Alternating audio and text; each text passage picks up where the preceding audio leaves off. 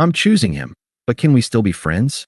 You're my safety net, she asked. I deleted her number and moved cities. She just found my LinkedIn.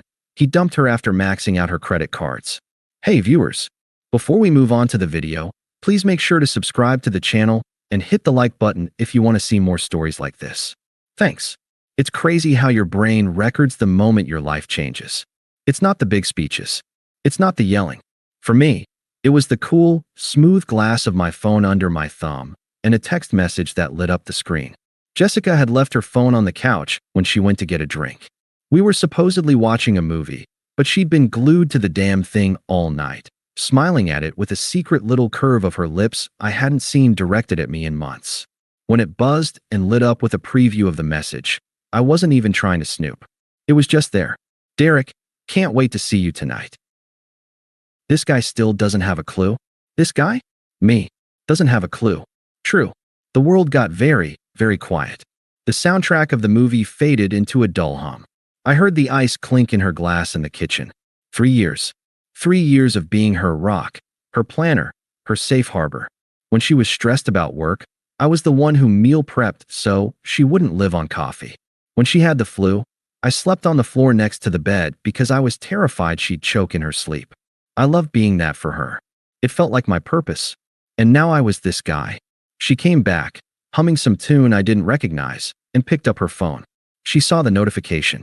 I saw the tiny, almost imperceptible flinch in her shoulders before she mastered herself and cleared it. The mask was back on. I picked up the remote and muted the movie. The silence was heavy. Who's Derek? I asked. My voice was calm. Dead calm. She actually tried to laugh. It was a brittle, ugly sound. What? He's just a guy from work. Why are you being weird? I didn't say anything. I just looked at her. I didn't repeat the question. I didn't get angry. I just held her in that gaze, and my silence became a wall she couldn't climb over. She was prepared for a fight. She was ready for me to be the paranoid, jealous boyfriend. She wasn't prepared for this. Nothing. The mask didn't just slip. It shattered. Fine. Okay. You want to know? She snapped, standing up and putting the couch between us like I was a threat. I've met someone. His name is Derek. I stayed seated. Inside, I felt something vital breaking apart, but the process was clean, surgical. It was the sound of locks disengaging. It just happened, she said, the words spilling out now with a frantic, almost excited energy, like she'd been dying to tell me. He's different, Alex. He's exciting. He has this energy. He sees me. He makes me feel alive. I let the cliché hang in the air between us. I let it rot. I see you, I said, my voice still low and even. I see you every day. No, not like that, she said, waving a hand dismissively at me, at our apartment, at our entire life together. Not like this. You and I, we're just comfortable. It's like we're roommates. Derek, he's an adventure. I nodded slowly, as if she'd just explained a complex business problem. I stood up. The movement was deliberate, final. Okay. Her eyes widened. Okay. That's all you have to say. You should be with him. I turned and walked toward our bedroom. I needed a bag. I needed to think. The plan was already forming in the cool, quiet ruins of my mind. Wait, she yelled, scrambling after me. The confusion in her voice was palpable. This wasn't the script. Alex, it doesn't have to be the end for us. My hand was on the bedroom doorknob. I stopped but didn't turn. You're my best friend, she pleaded, her voice softening into a manipulative coo. You're my safety net. I can't imagine my life without you in it. Just in a different way. Safety net. The word didn't hurt. It was like a key turning the last lock. Every sacrifice, every moment of support, every single time I had been there, it all shrunk down into that one pathetic term. I wasn't a person. I was a function, a utility, an insurance policy against her own bad decisions. I finally turned and looked at her, and I felt it. Nothing. No love, no hate, no pain. Just a vast, empty clarity. I didn't grant her an answer. I didn't give her a single word more. I opened the door, walked inside, and closed it behind me with a soft, definitive click. The silence that remained was the loudest sound I had ever heard. It was the sound of me disappearing. The silence in the bedroom was a physical thing, a clean, empty space where the noise of our relationship had been. There was no rage, no tears. There was only a list of tasks, clear and precise in my mind. I was a project manager overseeing the dissolution of my own life. I packed that night, not in a frantic, angry whirlwind, but with a methodical calm that felt alien and powerful. I took my clothes, my books, my personal laptop. I left the framed photo of us at the beach, a gift from her. I left the silly ceramic mug she'd bought me that said, "World's okayest boyfriend." I left every trace of the man she thought I was, the comfortable, reliable fixture, right there in that apartment, like a shed skin. I didn't write a note. What was there to say? Good luck with your adventure? She'd see that as sarcasm. I'll miss you. A lie. My silence was the only message she deserved. The next morning, I called my boss as I loaded the last box into my car. "Mike, it's Alex. That transfer position to the Northwest branch. Is it still available?" "It is," he said, sounding surprised. "But it starts in 2 weeks. You'd have to move fast." "I'll be there," I said, and ended the call. The ghosting was surgical. I didn't block her number immediately. I needed to see the trajectory of her expectation. The first text came as I was driving away, the apartment key left in the mailbox. "Jessica, 9:14 a.m. Are you really just going to leave without talking this through?" I didn't reply. I watched the city skyline shrink in my rearview mirror. "Jessica, 12:30 p.m. This is so immature, Alex. We're adults. We can be civilized about this." I imagined her in her apartment, waiting for me to crack, to come back, so we could have a civilized conversation where she got to have both me and Derek, just in different boxes. Her safety net and her adventure. I pulled over at a rest stop, opened my phone, and blocked her number. Then I went through my social media, archiving photos, untagging, unfriending. It wasn't an emotional purge, it was digital housekeeping. By the time I checked into a temporary apartment in my new city, a bland but clean box that smelled of nothing but bleach and possibility, the operation was complete. Jessica had been erased from my digital world. The only thing left was the quiet. And the quiet was glorious. It was the first time in 3 years that my phone wasn't a source of low-grade anxiety. There was no one to check in with, no one to manage the emotions of. The silence wasn't lonely, it was peaceful. I focused on the new job, learning the new city, building a routine that was entirely, selfishly, my own. A month in, my new work phone buzzed with an unknown number. I knew, with a cold certainty, who it was. The call came on a Tuesday, just after I'd gotten home from the gym. The number had a familiar area code. I almost let it go to voicemail, but a part of me, the part that needed to see the car crash to truly look away, answered. "Hello, Alex? Oh my God, you picked up. It's Chloe. Chloe." Jessica's hawk-eyed, drama-loving best friend. The one who'd always subtly approved of men who were projects and found my stability uninspiring. "Chloe. Alex, thank God. I didn't know if this number still worked. Look, you need to come back. You were right. Jessica's a mess." I didn't confirm or deny that I'd been right about anything. I just waited. "Chloe." Her voice dropped to a conspiratorial whisper, as if she were sharing gossip, not a friend's crisis. "That Derek guy is a total loser. A complete and utter user." "Alex." My tone was flat, devoid of any warmth or recognition. "What do you want, Chloe?" "Chloe." She was taken aback by my lack of engagement. I want you to talk to her. He quit his job a week after she left you for him. Said he was focusing on his music. He's living in her apartment, and she's paying for everything. He doesn't do anything. She's supporting him. I said nothing. The silence stretched, forcing her to fill it. "Chloe, it's a disaster. She's crying all the time. You were always so stable, so reliable. She sees it now. She made a huge mistake." The word reliable hung in the air, no longer an insult, but a desperate plea. They wanted their appliance back. The reliable, stable machine that paid bills and provided emotional support without messy needs of its own. "Alex." I finally spoke, my voice calm and utterly devoid of sympathy.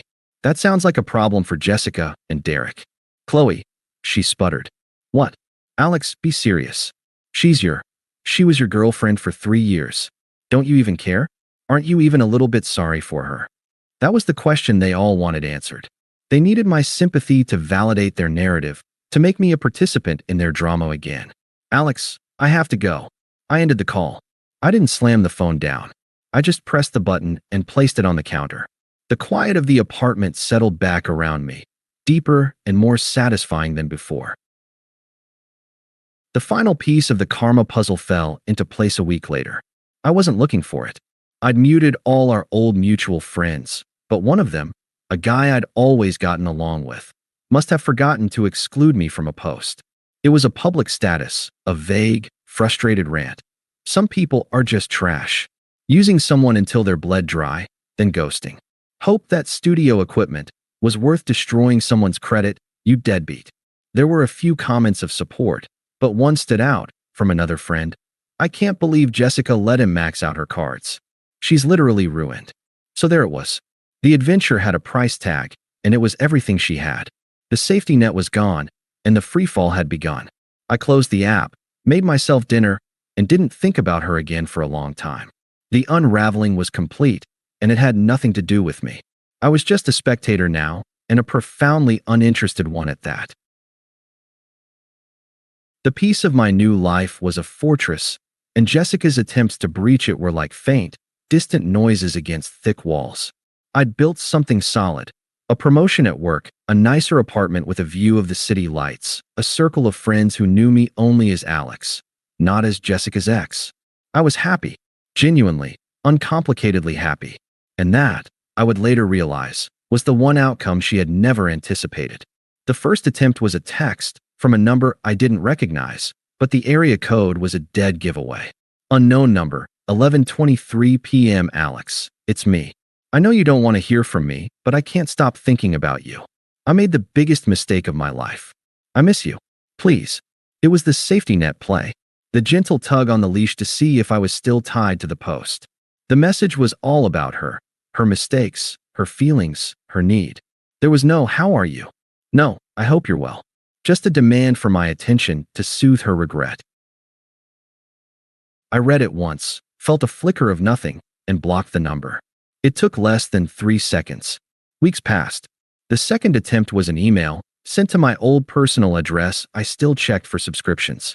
The subject line was just, "Please. Alex, I'm in real trouble. Derek is gone. He took everything. He maxed out my cards on studio equipment, and then just vanished. I'm going to lose my apartment. I have no one. You were the only good thing in my life. I'm so sorry. Please, I need you." This was the emergency plea. It was more desperate, laying out the facts of her ruin, trying to appeal to my protector instinct. It was the same tactic as before. I need you, but now with higher stakes. She was no longer just lonely. She was drowning. And she still believed, with every fiber of her being, that it was my job to jump in and save her. I didn't reply. I didn't feel anger or satisfaction. I felt a mild annoyance, like seeing a spam email from a prince in Nigeria. I marked it as spam. The third attempt was a voicemail. She must have dug up my new work number from the company directory. My office phone lit up with an extension I didn't recognize, and I let it go to voicemail. An hour later, I pressed play. The voice on the other end wasn't sad or pleading anymore. It was sharp, brittle, laced with tears of pure fury. "I can't believe you're ignoring me. After everything we had. 3 years, Alex. I'm drowning here and you're just what? Too good for me now? I see you updated your LinkedIn, Mr. Big Shot Senior Project Lead in New City. You're a cold, heartless bastard. You're just sitting there in your perfect new life while I'm falling apart. I hope you're happy." Click. I stood up from my desk, walked to the break room, and poured myself a coffee. I almost smiled. The mask was fully off. The woman who had asked for friendship was now screaming insults because her former utility wasn't functioning. Her true colors, entitlement, blame, and venom, were finally on full display. This wasn't about missing me. It was about her being furious that I was no longer there to catch her fall. A few days after the voicemail, my direct office line rang. I was in the middle of reviewing a project timeline. Alex, his name, project management. There was a shaky breath on the other end. Jessica, voice trembling, a forced calm. "Alex, it's Jessica. Please don't hang up." My grip on the pen didn't tighten. My heart rate didn't spike. I felt a profound, almost clinical detachment. She had crossed a final line by invading my professional space. "Alex." My tone was polite, identical to how I'd answer any unknown caller. "How did you get this number?" "Jessica, I called the main line and said I was a client from your old branch. I had to talk to you. I'm so lost without you. He ruined me, Alex. My life is in shambles. My credit is destroyed. I'm getting evicted. You were my rock. My safety net. She was sobbing now, the words tumbling out in a practiced, pathetic monologue. Alex. I didn't let her finish. I said her name, my voice calm, firm, and definitive. Jessica. Jessica. The sobbing stopped. A hopeful, wet whisper. Yes. Alex, that net has been cut. The line went silent. Alex, I'm not your rock. I'm not your backup plan. I'm someone who lives in New City, with a job I love and a peace I haven't had in years. Your chaos is no longer my concern. Do not contact me again. I didn't wait for a reply. I didn't hang up with force. I simply pressed the release button on the phone, severing the connection with the same finality I'd closed the bedroom door all those months ago. It was over. A week later, a notification popped up on my screen while I was updating my professional portfolio. A connection request on LinkedIn. Jessica, last name, marketing coordinator at her company message. Hi Alex, hope you're well. Would be great to connect with you professionally. I stared at it. The audacity was almost impressive. After the screaming voicemail, after the desperate calls, this was her last, pathetic gambit. To pretend it was professional. To try and sneak back into my orbit through the only door she hadn't yet slammed shut. I didn't accept. I didn't decline. Declining would have been an action, a recognition of her existence.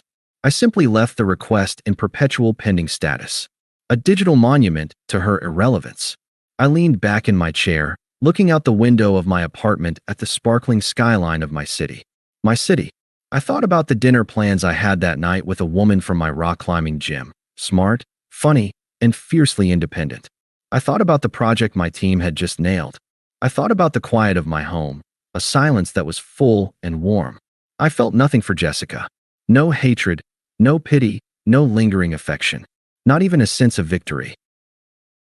She was a closed chapter in a book I was no longer reading. The ultimate victory wasn't in rejecting her. It was in the genuine, complete, and utter indifference that had taken root in the space she once occupied. She was gone, and I was, finally and completely, free. Thanks for watching. Make sure to subscribe to the channel and hit the like button. What do you think about this story? Share it in the comments.